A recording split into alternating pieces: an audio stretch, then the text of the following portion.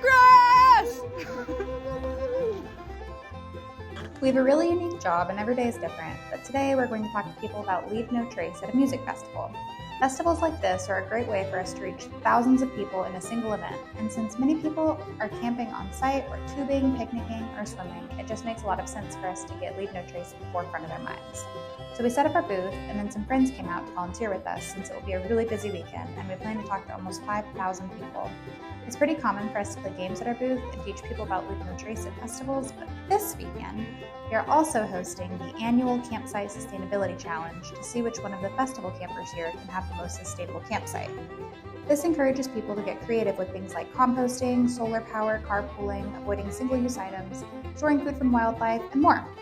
We do this every year, and at the end of the festival, the grounds are spotless, which is pretty incredible for a festival this size.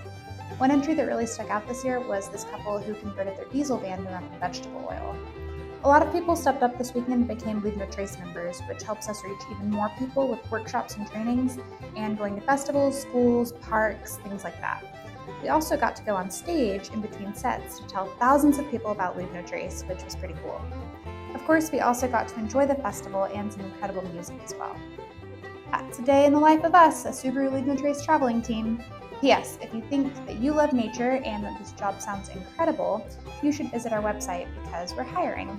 Bye! See you on the road!